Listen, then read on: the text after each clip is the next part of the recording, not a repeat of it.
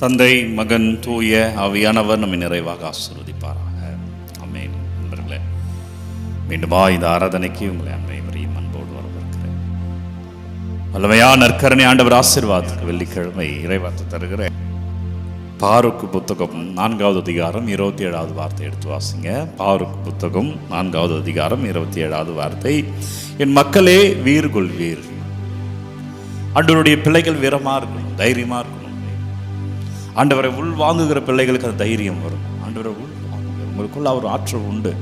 நீங்கள் நற்கரணை பெறுகிறீர்கள், திருப்பலி சந்திக்கிறீர்கள், திருப்பலியில் ஜெபிக்கிறீர்கள், ஜெபமாலை ஜெபிக்கிறீர்கள். அவர் ஆற்றல் உங்களுக்குள்ள உண்டு. நீங்கள் நம்புங்க.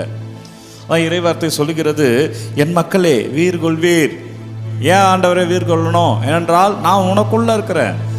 வீர்கொள். உன்னை மட்டும் நீ சார்ந்து இருக்கல, உன் கடவுள் உனக்குள்ள இருக்கிறார், உன் இறைவன் உனக்குள்ள இருக்கிறார், உனக்கு ஆற்றல் அளிப்பவர் உனக்குள்ள இருக்கிறார், உனக்கு தெம்பூட்டுவர் உனக்குள்ள இருக்கிறார், உனக்கு வலு கொடுக்கிறவர் உனக்குள்ள இருக்கிறார். எனவே நீ வீர் கொண்டு தானே இருக்கணும். நீ ஏன் கோழையாக இருக்கிறாய்? நீ ஏன் பயந்து போய் இருக்கிற? நீ ஏன் ஓடி ஒழுகிறாய்? நீ ஏன் பயத்தோடு இருக்கிற? வீர்கொள் என்கிறார் ஆண்டவர். வெள்ளிக்கிழமை வீர்கொள். ஆமா, உடல் சுகம் இல்லாமல் இருக்கலாம், உடல் பலவீனமா இருக்கலாம், ஆனாலும் உனக்குள்ள ஆற்றல் உண்டு. நீ நம்பு. அந்த ஆற்றல் இவை அனைத்தையும் போக்கும். அது இறை ஆற்றல், அது இறை கிருபை, அது இறை ஞானம். அந்த இறை ஞானத்தை நீ வாழ்வாய். நீ அபிஷேகம் ஆசீர்வாதமா ஆண்டவர் வாழ வைப்பார். எனவே கடவுளை நோக்கி தொடர்ந்து வாசிக்கிறேன். கடவுளை நோக்கி கூக்குரலிடுவீர். அப்படியும் துன்பம் இருந்தா, அப்படியும் கவலை இருந்தா, நீ ஆண்டவரை நோக்கி கூக்குரலிடு. ஆண்டவரை நோக்கி உன்னுடைய விண்ணப்ப குரல் எழுவதாக. நீ அவரை தேடுவாயாக, அவரிடம் முறையிடுவாயாக, அவருடைய உரிமை குரல் எழுப்புவாயாக. அப்பா, என் மன்றாட்டுக்கு செவிசாய் தருளுங்க. ஆண்டவரே, எனக்கு விடுதலை தாங்க. அப்பா, எனக்கு வழி நடத்துங்க. இந்த துன்ப கிணத்தை நீங்க மாத்தணும். அப்பா, என்னால இதை போராட முடியலன்னு கேளுங்க. என்னால் இதுக்கு மேல தாங்க முடியாதப்பா, நீங்க இன்றைய விடுதலை தரணும் ஆண்டவரே. உரிமையோடு கேளுங்க. ஒரு குழந்தை அப்பா வீடு அப்படித்தானே கேட்கும். எனக்கு கார் வாங்கி கொடு, எனக்கு பென்சில் வாங்கி கொடு, எனக்கு பேனா வாங்கி கொடு, எனக்கு ட்ரெஸ் வாங்கி கொடு. எவ்வளவு உரிமையா கேட்கும். தொல்லையின் பொருட்டு ஒரு நாள் அப்பா தருவார் அல்லவா? இந்த உலக பிரகாரமான அப்பாவே தன் பிள்ளை மீது அன்பு கொண்டு இல்லை என்றாலும் கடன் வாங்கியாவது வாங்கி தருவார். ஏன்னா தொல்லையின் பொருட்டு. உன் கடவுள் அப்பா, இந்த கடவுள் உன்னுடைய தந்தை, உன்னுடைய இறைவன். நீ கூக்குரல் அடிக்கிற பொழுது, நீ மன்றாடுகிற பொழுது தன் மனதை மாற்றாமல் இருப்பாரா? தன் பிள்ளைக்காக இறங்கி வராமல் இருப்பாரா? உனக்காக உயிர் விட்டவர் ஆயிற்று, உனக்காக சிலுவையில் தொங்கியவர் ஆயிற்று, உனக்காக சரீரத்தில் இருந்த அனைத்து ரத்தங்களை சிந்தியவர் ஆயிற்று, உனக்காக அவமானங்களை ஏற்றுக்கொண்டவர் ஆயிற்று.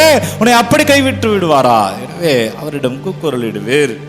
தொடர்ந்து வாசிக்கிற, இத்துயரங்களை உன் மீது அனுப்பி வைத்தவர் உங்களை நினைவு கூறுவார். அவருக்கு தெரியுங்க, வேதனைகள் எல்லாம் அவருக்கு தெரியும்.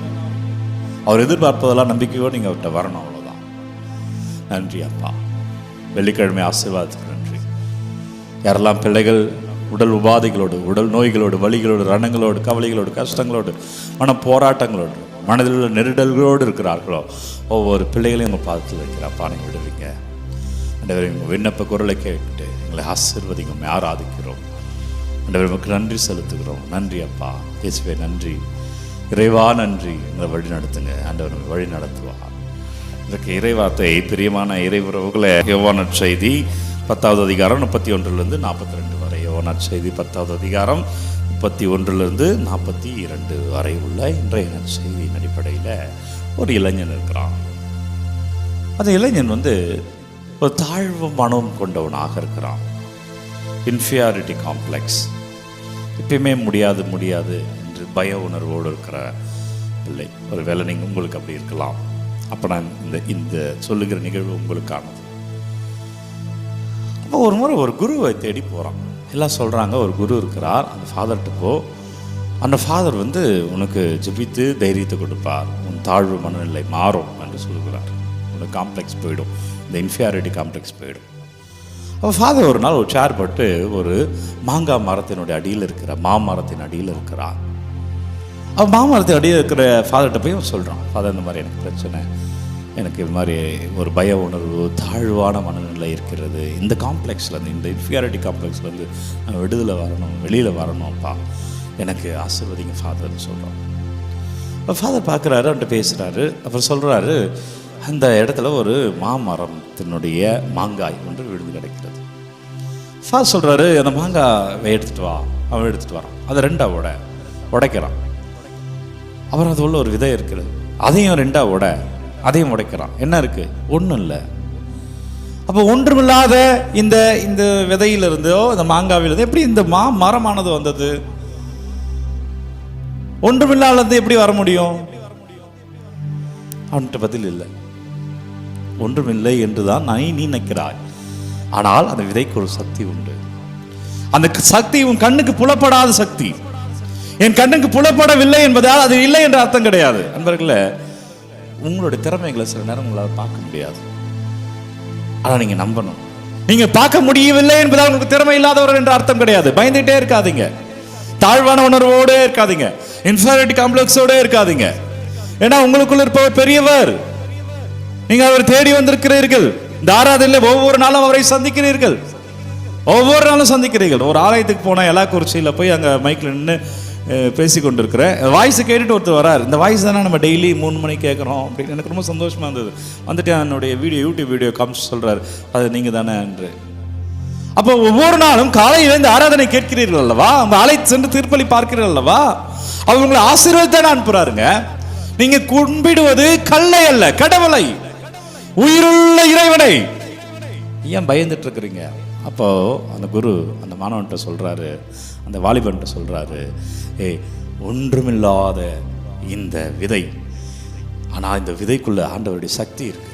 அதனால தான் மரமாய் ஆனது. உனக்குள்ள ஒரு சக்தி இருக்கு. நீ அதை காண முடியாததால் நீ ரொம்ப தாழ்வாகவே யோசிக்கிற, முடியலைன்னு யோசிக்கிற.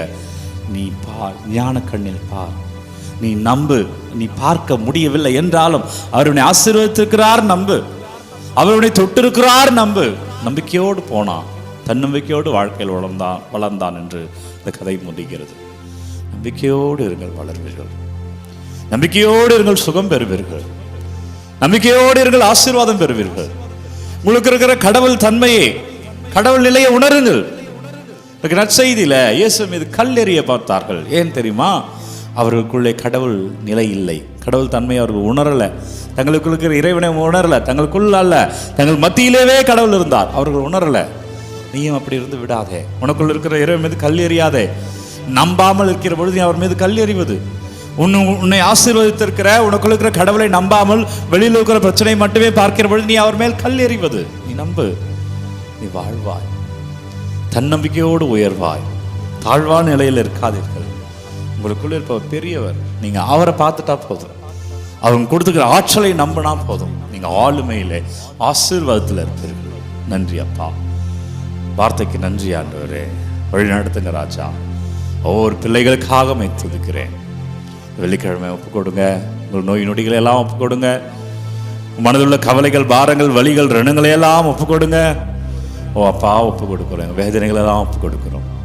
ஓ இயேசுவே, நற்கருணை ஆதரவே உங்களிடம் முழுமையாய் அர்ப்பணிக்கிறோம் அப்பா. எங்களை ஆசீர்வதிங்க இயேசுவே. நீங்கள் வழி நடத்துங்க ராஜா. வளமையான நற்கருணை ஆண்டவர் இயேசு கிறிஸ்துவின் பெயரா நீங்கள் என்னவெல்லாம் நோய்களெல்லாம் ஒப்பு கொடுத்தீர்களோ அவர் உங்களுக்கு சுகம் தருவாராக. வளமையான இரவு என்னவெல்லாம் உங்களோட தாழ்வான எண்ணங்களை ஒப்பு கொடுத்தீர்களோ அவர் உங்களை ஆசீர்வாதத்தில் வாழ வைப்பாராக.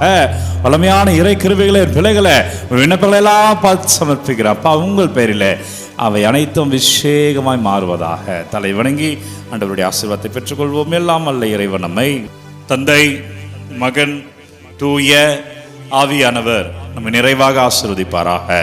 இந்த நாளும் இனிய நாளே. அன்பர்களே, ஒவ்வொரு நாளும் விடியற் காலை 3 மணிக்கு இந்த ஆராதனை வழங்கி கொண்டிருக்கிறோம். யாருக்கு தேவை நினைக்கிறீங்களோ அவரோட பகிர்ந்து கொள்ளுங்க. உங்கள் விண்ணப்பங்களை கமெண்ட்டில் அனுப்புங்க.